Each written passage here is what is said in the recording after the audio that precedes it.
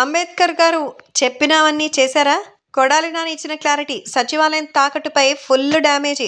మొత్తానికి కొడాలి నాని తెలిసి చేశాడో తెలియక చేశాడో తెలీదు గానీ, సచివాలయం తాకట్టు విషయంలో అబ్బెబ్బే మాకేం తెలీదంటే సరిపోయేది కానీ, తాకట్టు పెట్టుకుంటే తప్పేముంది బయ్, ఇది మాది, మేం అధికారంలో ఉన్నాం, మాకు అప్పులున్నాయి, మేం తాకట్టు పెట్టుకుంటాం, మేం తాకట్టుకు పెట్టకపోతే ఇంకెవడు తాకట్టు పెట్టుకుంటాడంటూ క్లారిటీ ఇచ్చేశాడు మొత్తానికి కొడాలి నాని.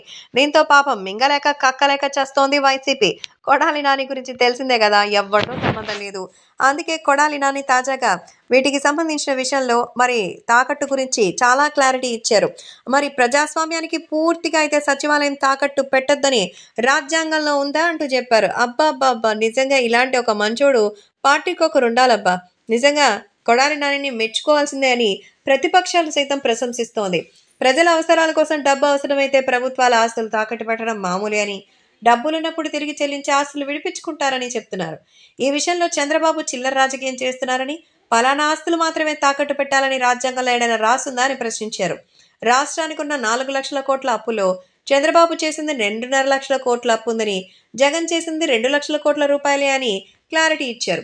సచివాలయం కేవలం 10 ఎకరాల పొలం మాత్రమేనని, అది తాకట్టు పెట్టుకుంటే తప్పేంటని ఆయన ప్రశ్నించడంతో మొత్తానికి జగన్మోహన్ రెడ్డి తలబట్టుకుని కూర్చున్నాడు.